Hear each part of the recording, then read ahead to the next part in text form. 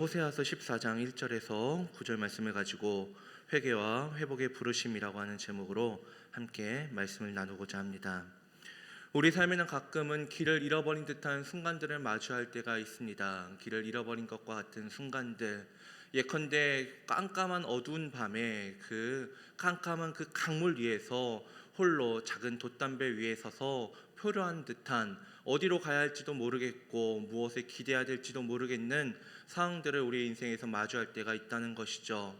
물론 이러한 순간들과 이러한 장면들이 우리가 그저 소파에 앉아서 맛있는 간식을 손에 들고 먹으면서 영화 속 주인공의 그러한 모습을 우리가 보고 있노라면 그것이 우리에게 있어서 조금은 기쁜 희극이 될지 모르겠지만, 그 일이 우리의 지근에서 일어날 때, 우리의 삶 가운데 벌어질 때, 우리가 어디로 가야 될지도 모르겠고 무엇을 의지해야 될지도 모르겠는 상황이 우리 눈앞에서 펼쳐졌을 때, 그것은 우리에게 있어서 끔찍한 절망스러운 비극이 될 것입니다.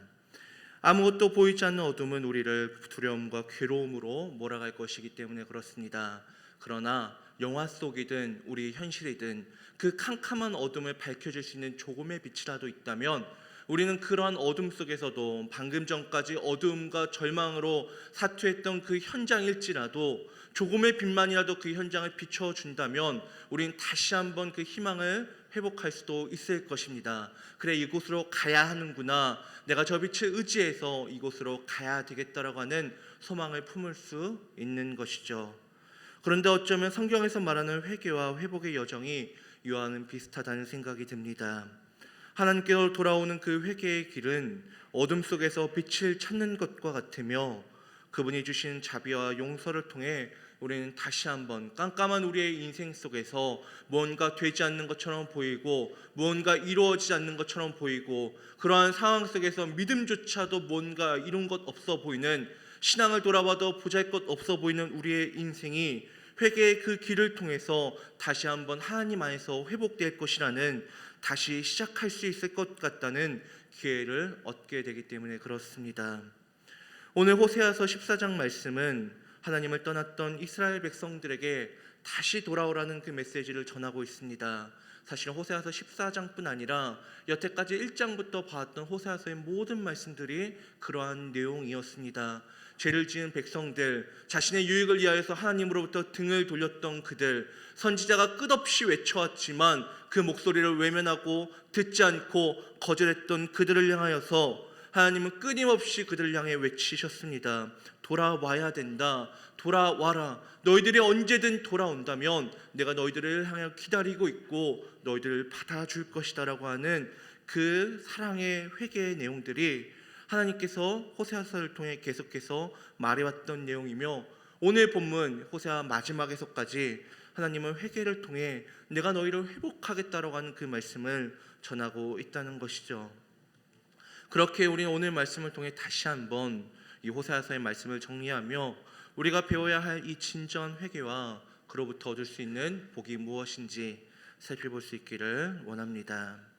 먼저 살펴볼 내용은 참된 회개의 의미에 대해서 함께 나누고자 합니다.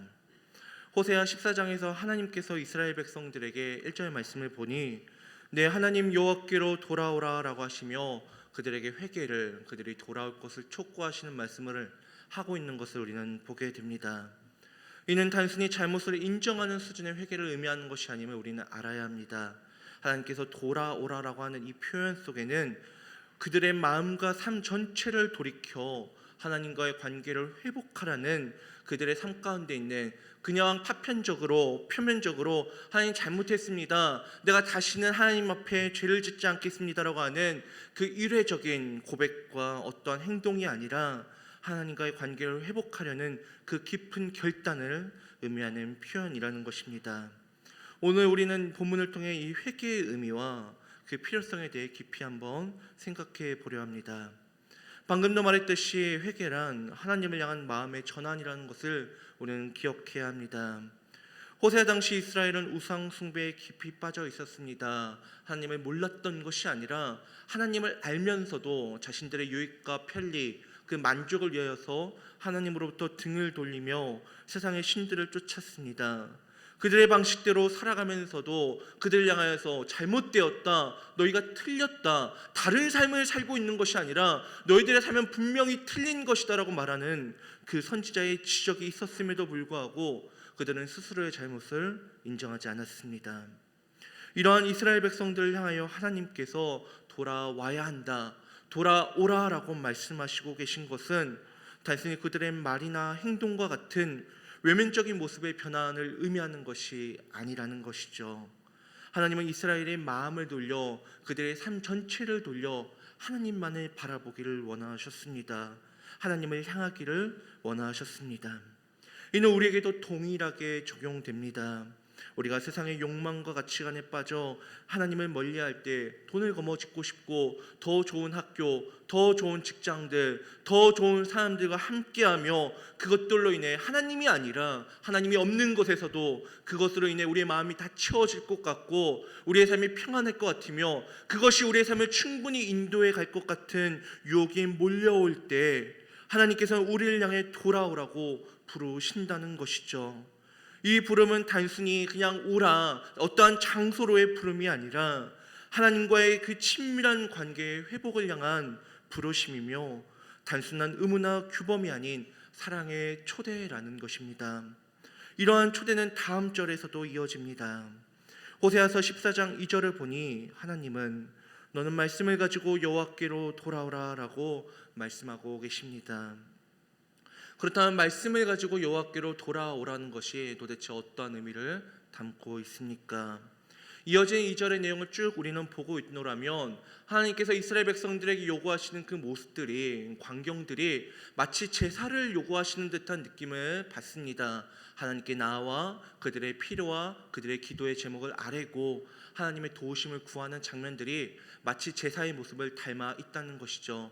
그런데 이 광경을 잘 보고 있노라면 하나님께서 그들에게 재물을 요구하시는 것이 아니라 양을 가져와라, 소를 가져와야 된다, 너희들이 비둘기를 가져와야 된다와 같은 재물을 요구하시는 것이 아니라 너희들이 말씀을 가지고 나아오라라고 말씀하시는 것을 우리는 보게 됩니다. 그리고 이어서 하나님은 그들이 하나님께 나와 하나님 선한 바를 받으소서 그리고 입술의 열매를 주께 드리리이다 라고 말할 것을 요구하고 계십니다. 우리는 이러한 내용들을 통해 말씀을 가지고 나아간다는 것은 하나님께서 자신의 백성들에게 원하시는 것은 하나님의 말씀에 그 합당한 마음과 모습으로 주께 나아가는 것임을 알 수 있습니다. 하나님께서 이스라엘 백성들이 주여 잘못했습니다, 하나님 내가 잘못한 것 같습니다, 하나님 우리가 이러한 죄를 지었습니다라며 이례적으로 그저 크게 목소리 내는 데서 만족하시는 것이 아니라 그들의 자신들의 죄를 진정으로 고백하고 그분의 자비를 구하기를, 그리고 그 자비에 걸맞는 이제는 자신들의 삶이 틀렸음을 깨닫고 그 삶을 청산하고 바르게 살아가는 모습들, 그래야 그저 재물만 이례적으로 드리는 것이 아니라 말씀을 붙들고 선하게 살아가는 삶, 부족하고 연약하지만 말씀을 가지고 어떻게든 그 말씀대로 살아가고자 했던 그 선한 모습들, 그 입술의 열매들을 가지고 주님께 나아오기를 바라셨다는 것이죠. 이러한 진정한 회개는 무엇이 수반되어야 하겠습니까? 하나님을 향한 그 깊은 사랑과 경외에서 비롯된 것이지 않겠습니까? 그래서 하나님께서 그들에게 그저 삶의 어떤 목소리, 작은 행동이 아니라 그들의 마음이 전적으로 하나님께 돌아설 것을 요구하고 있다는 것이죠. 마태복음 3장 8절을 보면 예수님께서 다음과 같이 말씀하십니다. 회개에 합당한 열매를 맺으라. 여기서 회개에 합당한 열매는 우리의 내면에서 변화가 일어나고 그것이 삶의 모습으로 드러나는 것을 의미합니다. 회개는 마음속에서 일어나는 단순한 후회나 반성의 차원을 넘어 삶의 중심을 하나님께로 향하게 하는 것에 진정한 의미가 있다는 것입니다. 이처럼 참된 회개란 우리의 존재 전체를, 우리의 삶을 하나님께로 돌이키는 것입니다. 우리가 이것을 반드시 기억해야 하는 이유, 그것이 이스라엘만의 잘못, 그들이나 기억해야 될 바, 그들이나 지켜야 될 바가 아니라 우리가 이 내용을 오늘날에도 기억해야 하는 것은 호세아 당시 이스라엘이 우상과 재물에 마음을 빼앗겼던 것처럼 현대를 살아가는 우리도 세상에 대한 그 욕망과 유혹에 쉽게 마음을 빼앗길 때가 있기 때문에 그렇습니다. 아니 어쩌면 우리 이스라엘 백성들보다 더 많은 유혹에 시달리며 살아가고 있지 않습니까? 우리가 TV의 드라마를 통해서 보게 되는 연예인들의 휘황찬란하고 아름다워 보이는 삶, 그들이 거머쥐고 있는 것들, 들려오는 아름다운 소식들, 누가 집을 투자해서, 누가 어떠한 주식을 사서, 누가 어떠한 코인을 사내서 자신의 재산을 불려서 이번에 어디에 갔다 왔다고 하는 내용들, 누구의 자식이 무슨 일을 해줬다는 이야기들, 온갖 소식을 들을 때 우리도 그렇게 해야 되겠다라고 하는, 나도 그러한 삶을 살고 싶다고 하는 마음이 우리의 마음 가운데 물밀듯 몰려올 때가 있습니다. 또한 어쩌면 우리의 삶은 이미 그러한 삶을 살고 있는 한중간일지도 모르겠습니다. 그러나 이러한 자신의 상황을 발견하였을 때, 내가 하나님으로부터 떠나 세상의 것을 추구하며 살아가고 있는 것을 발견하였을 때, 우상을 따르는 그 마음에서 돌이켜 하나님께 집중하는 것이야말로 하나님께서 우리에게 정말 원하시는, 어쩌면 하나님께서 우리가 무언가를 더 많이 거머쥐고 더 잘 나가고 더 높은 데 올라가서 하나님께 거기서 비로소 하나님 그 모든 것을 하셨습니다라고 하는 그 고백 한마디보다, 우리가 지금 있는 자리에서 나의 연약함과 죄악된 모습들을 주님께 내려놓고 나아오기를 원하신다는 것이죠. 그렇다면 이러한 참된 회개를 위해 우리에게는 어떠한 모습들이 필요하겠습니까? 먼저 참된 회개는 하나님과의 관계를 깊이 있게 회복하는 것임을 우리는 알아야 합니다. 우리가 앞서 살펴봤던 호세아서 6장 6절에 하나님은 나는 인애를 원하고 제사를 원하지 아니하며 번제보다 하나님을 아는 것을 원하노라라고 말씀하셨습니다. 이 구절에서는 하나님은 단순히 형식적인 예배와 그 의식을 넘어 하나님과의 관계가 중요하다는 사실을, 하나님과의 그 경험적인 지식이 중요하다는 사실을 강조하십니다. 이는 우리의 회개가 단순한 형식적인 고백이 되어서는 안 된다는 것을 또한 나타냅니다. 우리가 마음속에서 우러나는 그 진정한 회개를 통해 하나님을 알고 그분과의 친밀함을 되찾으려고 하는 의지를 우리는 회개하는 가운데 가져야 합니다.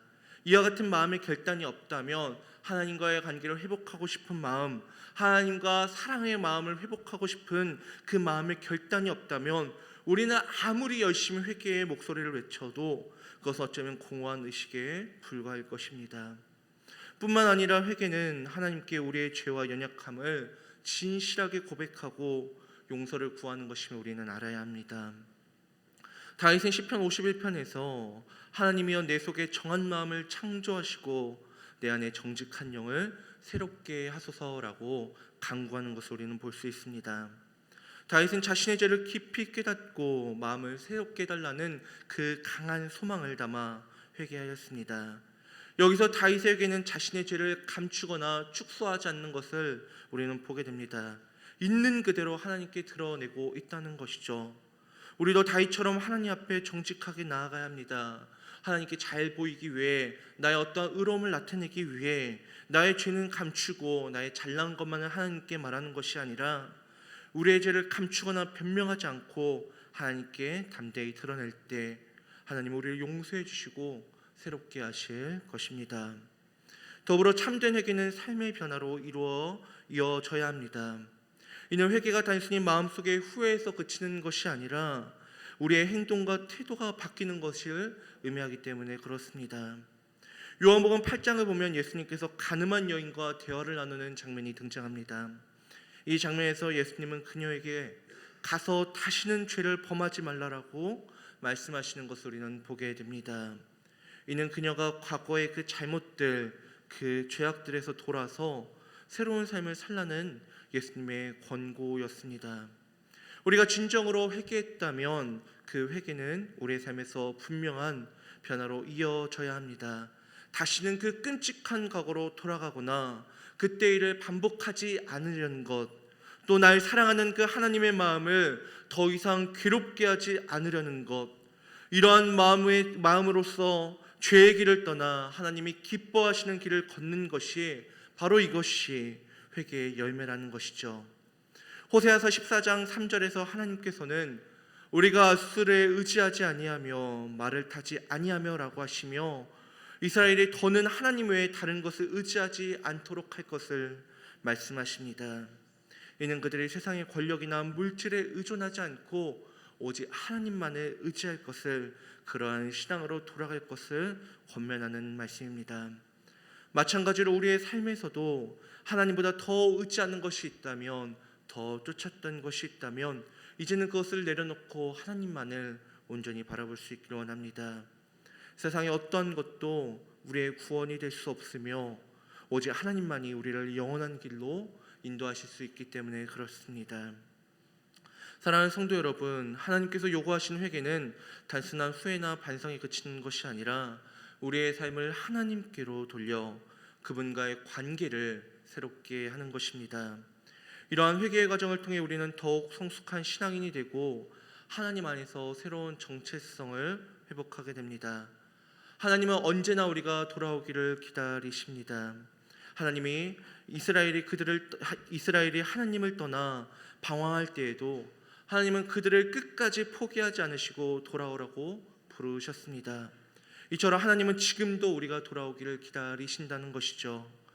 오늘날 우리가 하나님을 떠나 살았던 그 모든 부분을 내려놓고 하나님께로 돌아갈 때 하나님께서는 우리를 새롭게 하시고 그분의 은혜 안에서 다시 일으켜 주실 것입니다. 이러한 은혜를 경험하며 살아갈 수 있는 우리 사랑하는 모든 성도님들 될 수 있기를 간절히 소망합니다. 호세아 14장 후반절에서는 하나님께 돌아올 때 주어진 약속의 회복과 축복에 대해 우리는 말씀하시는 것들을 보게 됩니다. 이스라엘이 진정으로 하나님께 돌아오면 그들에게 어떠한 변화와 축복이 있을지에 대한 그 내용들을 통해 하나님께서는 그들의 삶을 회복하시고 온전케 하실 것을 약속하고 계신다는 것이죠. 첫째로 하나님께 돌아온 자에게는 영적인 회복이 주어진다는 것입니다. 호세아 14장 4절에서 하나님은 내가 그들의 반역을 고치고 기쁘게 그들을 사랑하니니 나의 진노가 그에게서 떠났음이니라 라고 말씀하십니다.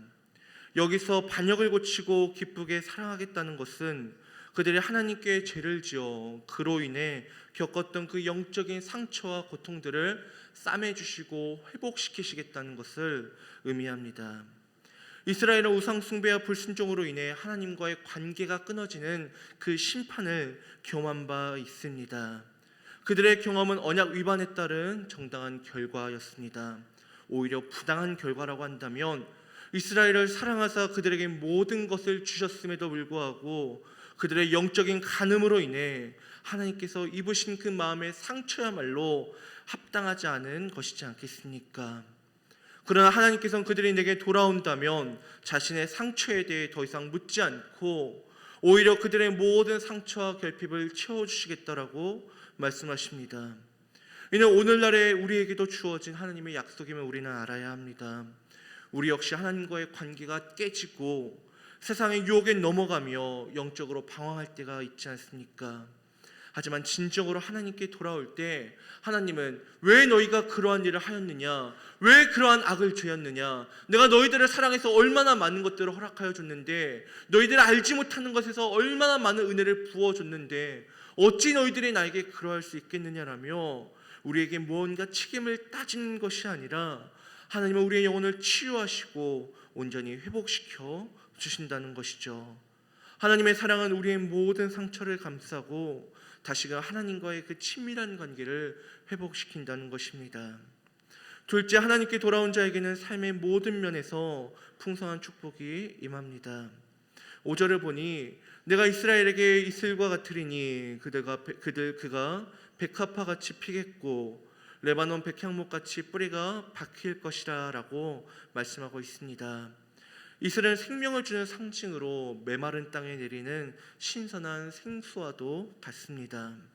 백합화는 순결과 아름다움의 상징으로 하나님 안에서 새로운 모습으로 변화된 삶을 또한 나타냅니다. 그리고 레바논 백향목은 견고하고 안정적인 그 성장을 의미합니다. 이스라엘 백성들이 하나님께 돌아올 때 그들의 삶이 마치 이와 같다는 것이죠. 이슬로 인해 소생하고 백합화처럼 순수하게 피어나는 그 축복을 받게 될 것임을 상징적으로 보여줍니다. 우리도 동일합니다. 하나님께 돌아온다면 하나님은 하나님으로 말미암는 그 수많은 축복들, 견고한 평안들을 누리게 하실 것입니다. 우리 4절에서 하나님께서 약속하신 축복들을 살펴봤습니다. 5절에서도 축복을 살펴봤습니다. 그런데 하나님의 축복의 내용들이 계속해서 연거푸 등장합니다. 6절에 보니 그의 가지는 퍼지며 그의 아름다움은 감람나무와 같고 그의 향기는 레바논 백향못 같으니라고 말씀하시며 그들에게 또 다른 축복을 약속하십니다. 이어진 7절도 마찬가지입니다. 하나님은 그 그늘 안에 거주하는 자가 돌아올지라 그들은 곡식같이 풍성할 것이며 포도나무같이 꽃이 필 것이며 그 향기는 레바논의 포도주같이 되리라라고 말씀하십니다. 다섯 번째로 8절을 보니 하나님께 돌아온 자에게는 영원한 구원의 은혜가 주어진다라고 에브라임의 말이 내가 다시 우상과 무슨 상관이 있으리오라고 그들의 마침내 그들의 마음이 하나님께로 온전히 향하고 세상의 우상을 멀리하게 될 것을 하나님께서 그러한 그들을 향한 복을 이야기하고 계십니다. 연거푸 소개되고 있는 복들, 수많은 복들이 그들에게 쏟아지고 약속되고 있는 것이 의미하는 바가 무엇입니까?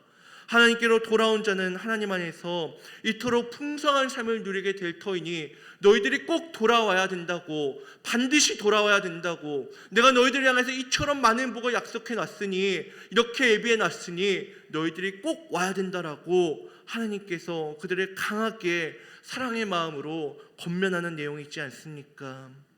호세아 14장 9절에서는 누가 지혜가 있어 이런 일을 깨달으며 누가 총명이 있어 이러한 일을 알겠느냐?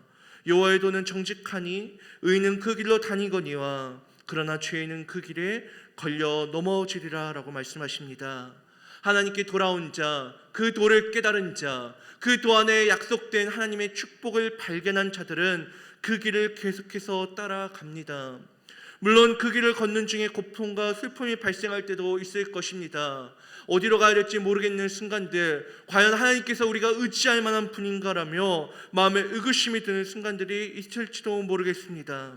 그러나 시편 23편의 다윗의 고백처럼 살다 보면 사망의 음침한 골짜기를 지나는 순간들이 있을 수 있지만 하나님의 도를 깨닫고 주님께로 돌아온 자, 그분 안에 거하는 자는 우리와 함께 하시며 지팡이와 막대기로 인도하시는 그 하나님으로 말미암아 참된 평안과 축복을 누릴 수 있을 것입니다. 사랑하는 성도 여러분, 우리는 때때로 우리의 신앙이 견고히 잘 서 있다고 주일에 교회 나오고 있으니까, 헌금 드렸으니까, 그래도 큰 죄를 짓지 않았으니까, 꾸준히 예배 드리고 있으니까 신앙생활을 잘하고 있다라고 생각하며 내 삶을 굳이 돌아보지 않고 살아갈 때가 참으로 많은 것 같습니다. 그러나 오늘 본문을 통해 우리는 다시 한번 우리의 삶을 돌아봐야 할 필요에 대해서 돌아보게 됩니다. 우리의 삶을 꼭 돌아볼 수 있기를 원합니다. 내가 지금 잘 살고 있는 것 같다고 하여, 문제가 없는 것 같다고 하여 그저 앞만 보고 가는 것이 아니라 내 삶을 돌아보며 만약 하나님께로부터 멀어져 있음을 발견했다면 즉시 하나님께로 돌아올 수 있길 바랍니다. 하나님께 돌아가는 삶은 앞서 말했듯이 단순히 종교적인 행위나 의식을 지키는 것을 의미하는 것이 아니라 삶의 모든 영역에서 다시금 하나님을 주인으로 삼는 것, 그분의 말씀대로 살아갈 것을 다짐하는 것, 우리의 삶이 전적으로 그분만을 바라고 신뢰하는 것을 의미합니다. 우리가 그렇게 살아가고자 할 때 하나님의 은혜는 우리의 모든 결핍을 채우시고 진정한 회복을, 평안을 경험케 할 것입니다. 우리 사랑하는 모든 성도님들이 하나님께 돌아가 그분의 사랑과 은혜 안에서 풍성한 열매를 맺고 하나님께서 주신 그 평안과 축복을 누리며 살아가는 삶이 될 수 있기를 간절히 소망합니다. 말씀을 맺겠습니다. 결론적으로 하나님께 돌아가는 삶은 그저 우리가 입술로 하나님 잘못했습니다 라고 말하는 것들, 그저 눈물을 흘리는 것이 아니라 우리 삶의 모든 영역에서 새로움을 경험하는 출발점입니다. 처음에 말씀드린 대로 우리의 마음은 어느 순간 우상 숭배나 자아중심적인 삶의 모습으로 인하여서 하나님과 멀어질 때가 있습니다. 의도적으로 멀어지는 순간도 있지만 어느샌가 나도 모르게 멀어질 때가 있습니다.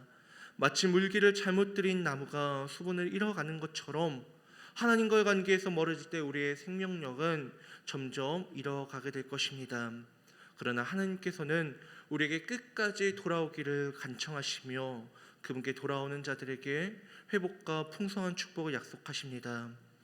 호사야서의 마지막 장에서 하나님께서는 사랑으로 이스라엘을 품으시는 것을 우리는 보게 됩니다. 그들을 질타하시는 것처럼 보였지만, 그들을 향하여 엄히 말씀하시는 것처럼 보이지만, 하나님께서 끝내 그들에게 비추시는 자신의 마음은 그들을 향한 사랑이며 그들의 모든 반역을 고쳐주시겠다고 하는 약속이었습니다.